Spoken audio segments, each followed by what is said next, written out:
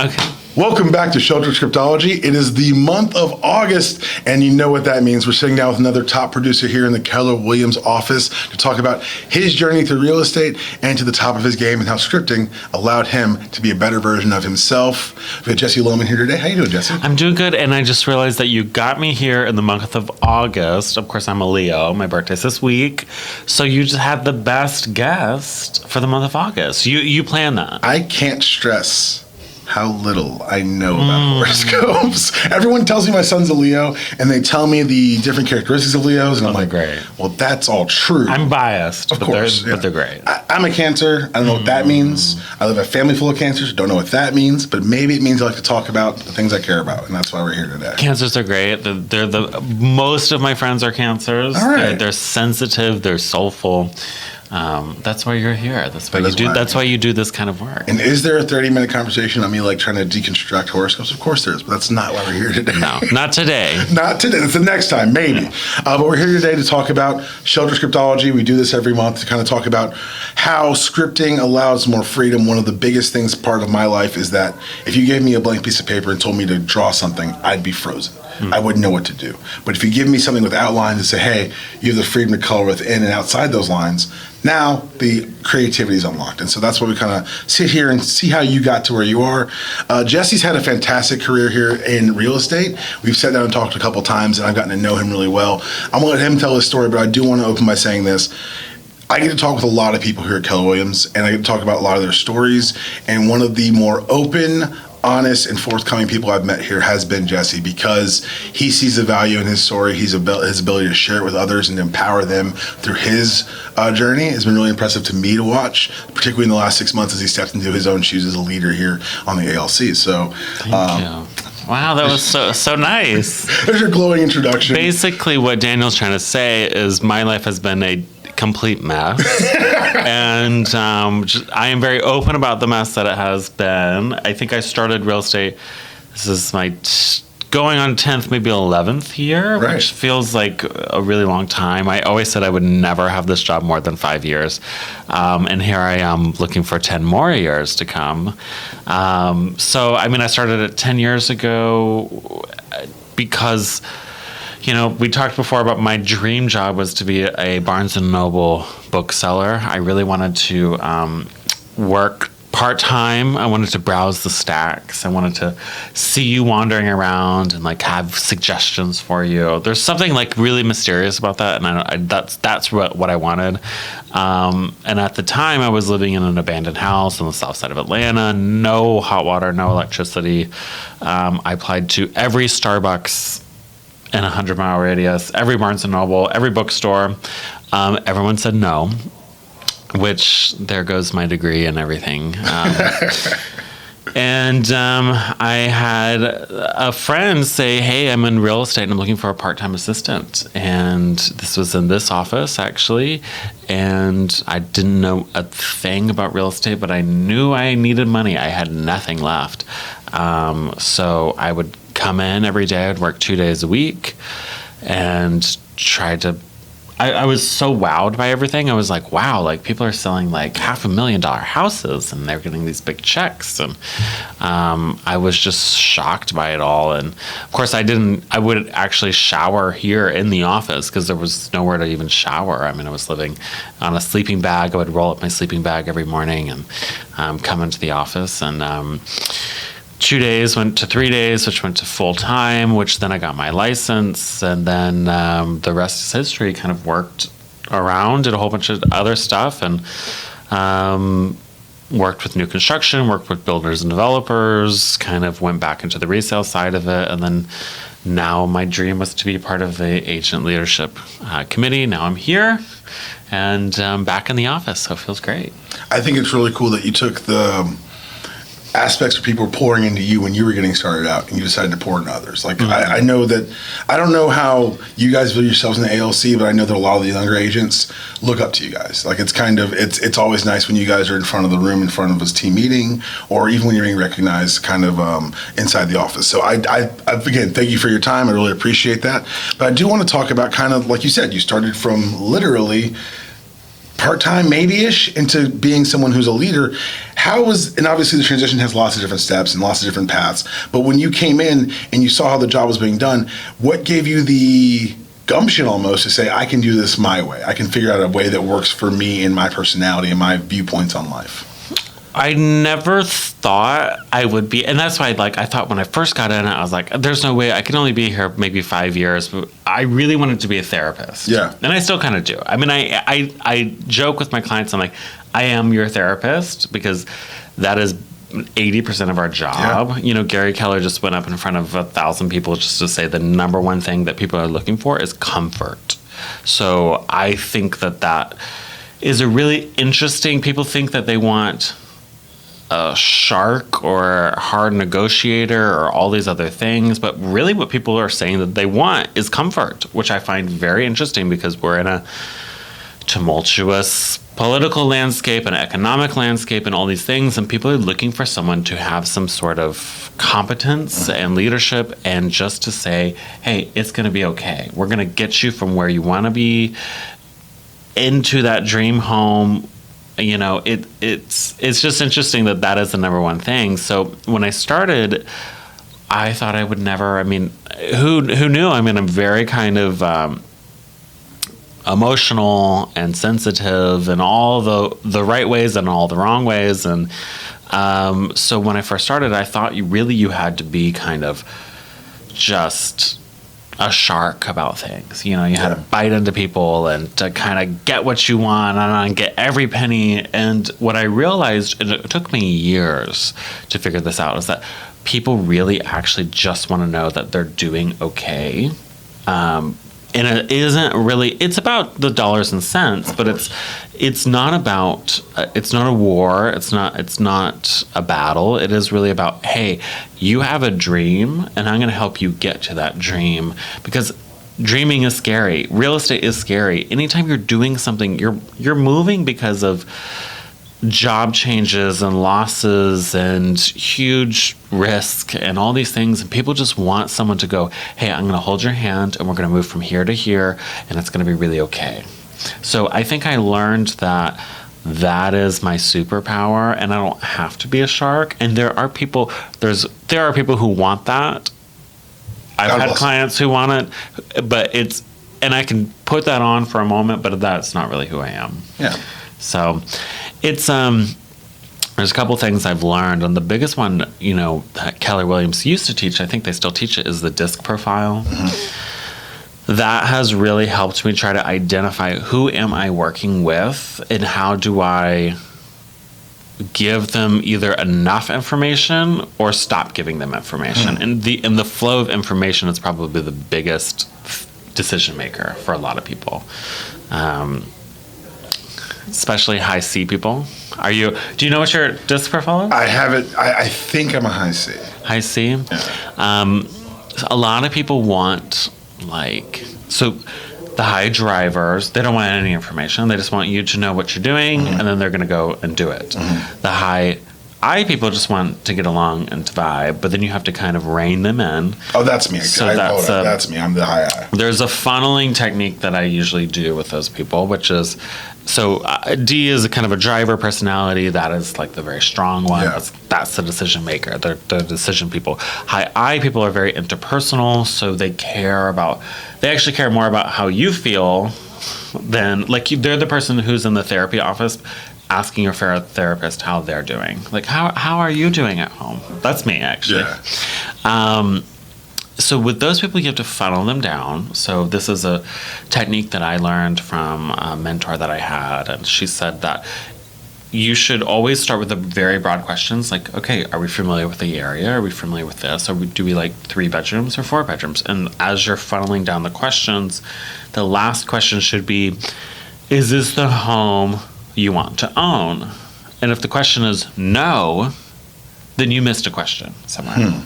So you have to go back in and go, okay, where did I mess up here? So it's really a funneling technique for and that works for a lot of people.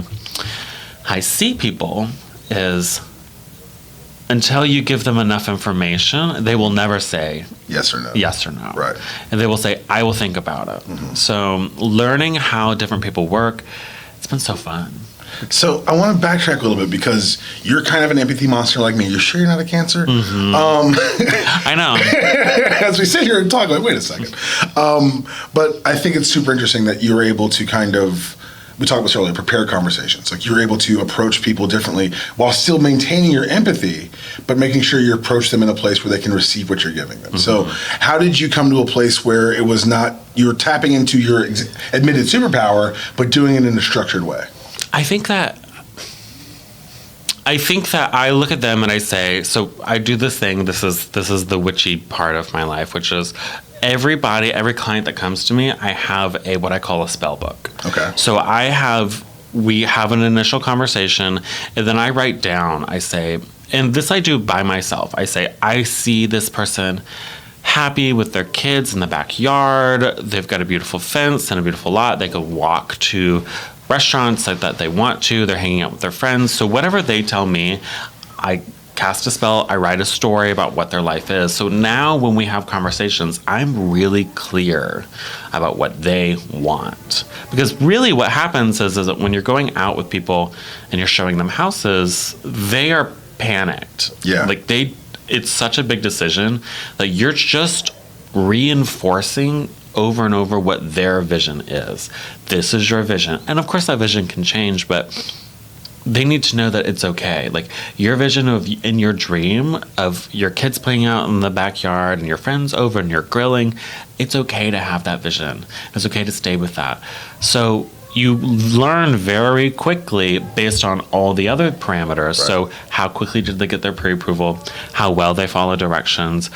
Are they sending you stuff? How do they want to call you every hour? You learn very quickly, are these people going to go, I'm not going to do any of the homework you tell me to do. I'm just going to do this myself, or I'm really going to follow all the directions.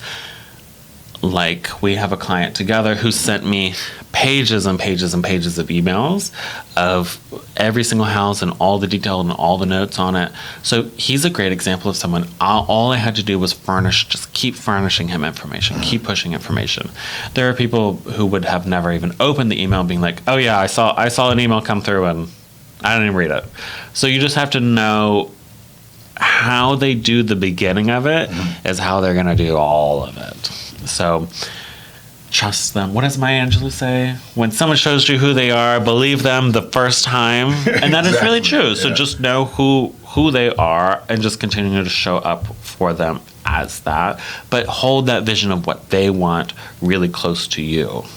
That's wonderful. I think that's really cool because what you're talking about is something that I'm kind of obsessed with. Is less than, of course, there's going to be successes and failures, but you're talking about a process. You're talking about a way of doing things that informs everything else. Because even you say something so esoteric as you're witchy in a spell book, but that's part of your process.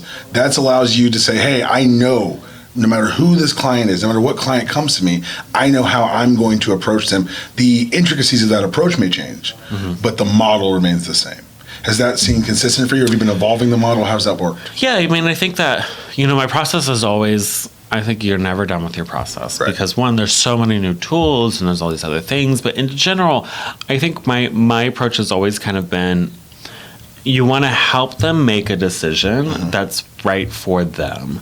So I do, some agents don't, some agents do, but every time we walk through a house, because I'm crystal clear about what they want, I go through the house and I say, okay, here's the backyard that you want. I give them my opinion. I say, based on what we said, this is the house. This isn't the house. I don't think you should go for this house. Even if they may love this house, I'm like, look, based on what you told me, this is my opinion. You could do with it as you will, but let's talk through why you're interested in this house or why you're not. Right. So I give my opinion maybe more than I should, but I also want them to be fully aware of all of the things because these are all the things that we talked about. These are the things we've been talking about during each different house. But it's always a funneling process. So I can usually make somebody go under contract with seeing maybe 8 to 10 houses. So that's probably 2 times going out because typically, there's only going to be a handful of houses. From that initial list of requirements that you usually have in consultation. So people want to, one, if you give them too much, they will start to get into Pull back, analysis yeah. paralysis there.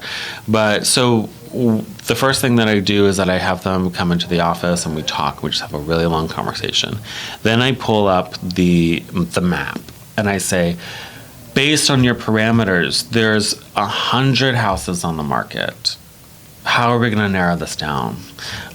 Or based on the parameters, there's 0 houses on the market. There's nothing. How do we open this up? How do we open this up? And I think that everything is a funneling process. So by the time we're looking through the houses on the MLS, so I could show them, I'm like, hey, what do you think about this? What do you think about this? What do you think about this? So it's a constant, what do we think? What do we think? What do we think? So by the time we actually go out and go see a house, I can confidently say, you're not going to like this, or you're going to love this. I want to touch on something you mentioned earlier. You said you think maybe you give your opinion too much, and I want to push back on that because our jobs are not order takers. We're not working a fast food window. We're here to actually take our clients' concerns and dreams and hopes and not coalesce them, but kind of organize them in a way that we can better serve them. And so what I think is really cool about hearing about your process is that it allows for that freedom, like you said, there are too many houses, not enough houses. It allows the flexibility. And without that process in place, you probably feel kind of scatterbrained trying to chase down all these different people's wants and desires. I think that's the thing, right? Is that like, it's a really scary thing. Like, real estate is about death and divorce and diamonds and getting married and having a baby and all these and job changes. And it's usually like, you don't just move just because you want You're bored. to. You're bored. Yeah, it's usually pretty high stakes.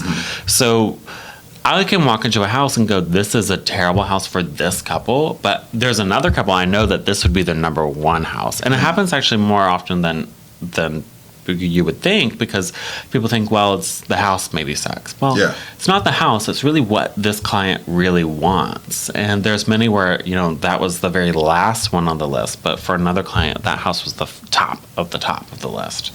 So, and you have to know the client in order to figure that out. But that's why I think having these kind of conversations, knowing,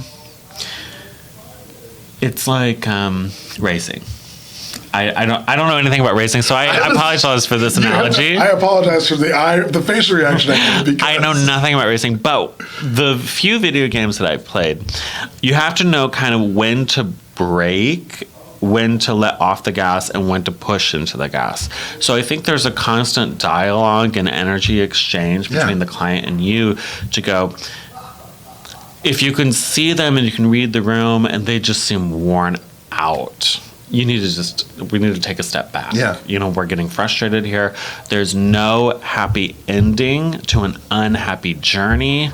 So I constantly emphasize we're going to have a fun time. This is going to be enjoyable. Because you're not going to move into a house if you're pissed the entire time. Right. You're not having a good time looking for the house. You get into a contract negotiation that's just bitter, and then you close in the house. The first thing that's going to happen to you is your AC is going to break. I don't know why that's going to happen, but it's going to happen. Like, if there's something about it that just happens, and so you're going to enjoy the house so much more, and you're going to be so much closer to your dream if we can.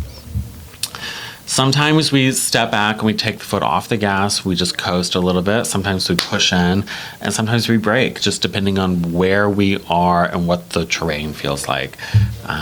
But it takes a minute to figure that out, what your style is. And I think that having a system in place allows you the freedom to find that style. Like you mentioned, you'll see it be in a home that doesn't fit for your current client, but you have another client who it hits their ballpark.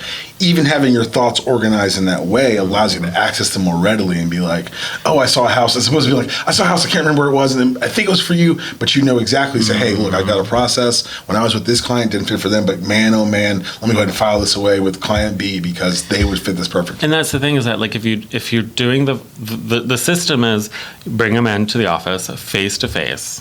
And even, I would say, we've gotten out of the habit of driving people around in our cars. Put them in your car. They will talk and talk, at least the first day. Put them in your car. You may not know these people, but they will talk and talk and talk and talk and talk. Yeah. You want to know, like, where did they go to school? Where did they grow up? What their life was like, those are the interesting things about working with people anyway. And then, of course, when they're there, I make everybody rate all of them from 1 to 10. If it's below whatever, let's say, okay, we just went and it's a 7.5, and the next one's an 8. Well, I'm like, crumple up to 7.5 and throw it away. Because if we just saw one less than this one, then I don't want anything below an 8 now. So every time we go see a house, if it's below 8, I'm like, crumple it up and throw it away. If by the end of it, all we have is that 8, I'm like, well, this is the house. Like, because what happens is, again, people get so confused about like, oh, I saw that one, and what was that one? I'm like, I don't want you to even think about. I don't want you to think about that house ever again if it's below this 8. And if it's an 8 or a 9, there's no 10 ever. And that's the very first thing we talk about. It's like, there is no 10. You're never going to find a 10. Even if you build it, there's no 10. It's still a 9. It's still a 9. Yeah. So if you're looking and you see something and something is a 9, we need to put an offer in. But usually it's going to be an 8 and an 8.5. And we are going to see, a good handful of things. But I think it's a really fast way, again, of narrowing everybody down. You're asking the right broad to narrow questions. And then you go out and then you see houses and you just narrow that down and narrow it down and narrow it down to where it's an easy decision. You want people to say an easy yes. I think it's super interesting because one of the reasons I do this is because how much process has helped my process. The client we have in common, we were having our initial intake, and one of the things, I don't ask just about numbers and things because I know boring numbers guy, but I do ask about things to try to build a rapport. He went to a certain university. My uncle was the first black graduate of that school's pharmacy school ever. And so that was our initial lock-in point from there. And so it's, like you said, it's very interesting. But because you have the process in place, it allows you that freedom to dig deeper, to ask the more revealing questions, to have them in your car and say, 7, 8, 9, where are we? How are we feeling? And get a more candid, actual, real reaction. I think that if you are asking the right narrowing questions, they will pick the right thing. I think if it's like ChatGPT now. AI can do basically anything you want it to do if you ask it the right question in the right way. And I think that's the same thing, which is like, if you're asking narrowing questions and you're asking every time we go see a house, where does this rank compared to the last one? Where does it rank to the other things? They themselves are just narrowing down to where, boom, you've got the obvious. There's only one obvious choice here. Based on all the things that we've talked about, there's this choice. And then I say, is this a home you want to own? And if it's a no, then there's something else. Okay, well, something's gone unplugged, and so, or do we want to explore different neighborhoods? Like, where are we with all that? And sometimes it is, and sometimes it's a reset, and that's okay. But if it's typically going to be a yes, I mean, if we've done the right things, it's going to be, is this the home you want to own? It's a yes. So it's not me saying, let's put an offer in, It's them saying, yeah, I want to own this home. What do we do next? And I think one of the things that I've really enjoyed hearing about your process is a lot of it is empowering language. It's never like, what don't you like? It's, hey, what do we like? Hey, is this the thing that fits what you have envisioned for yourself? Is this a home you want to own? Like, even the rhyming structure of it, it brings them in a place like, okay, I got it. I think that the subtle psychology of the way we word things in sales is able to flourish more because you have these prepared conversations. You have this structure in place that allows to say, okay, here's where we are in the process. Here's what I'm not getting the answers I need. Let's recap and find out exactly what I missed. And without recrimination or without guilt, just say, hey, okay, the equation's not adding up. Let's figure out how to rebalance this bad boy. Yeah, and I always say, I mean, literally, I'll say the words, oh, that's interesting. So tell me why. And really just that. It's like, tell me why. Like, is it, like, well, actually, because always they do. They leave you, they go home, and they talk to themselves about all these different things. So just be like, hey, I thought that this was matching all these things. Tell me what's going on. And because ultimately they're the deciders, and you're just trying to facilitate what they've decided. And that's why you just have to keep asking the question. So what do you think about this? Do we think? And that's why that spell book thing works too, because if you are crystal clear about what they want, you can go through it and say, hey, is this kitchen big enough to host your friends? Is this backyard big enough for you to play soccer in? Is this close enough to the restaurant that you like to go to? Like, if you know that that's what they want and you're really clear about that vision for them, you're just having them walk through the house with that same vision rather than whatever panic of, oh my gosh, there's so much to do, so much to think about, you know. Daniel keeps asking for documents. Yeah. Oh my God. Yeah. I mean, just get them to be reminded of this is the home that you're going to create. I think it's really cool that you call it kind of the esoteric side of it, but it goes back to the core of humanity. Like, we all want to be heard. We all have that desire to be understood. And so by even opening that platform and creating an environment where they feel comfortable sharing their wants, desires, and needs is in and of itself the result of the structure you put in place. Like, you put it in place where they're going to be accustomed to you asking pertinent questions, so that when you get to one that's going to make them think, they don't give you an auto answer. They're not, it's just an auto reply mode where yes, no, maybe, green, yes, whatever, blanks. They've actually had the time and opportunity, and you've shown them the care to say, hey, I built out this baseline of how I vision your home. Let's make sure it matches up with how you envision it. Thanks again for tuning in to Shelter Scriptology for August. The technology betrayed us, but we had a fantastic time talking with Jesse about how to merge his personal style with prepared conversations. Make sure you follow him on Instagram at Jesse in Midtown, and be sure next month for another edition of Shelter Scriptology. Have a great week.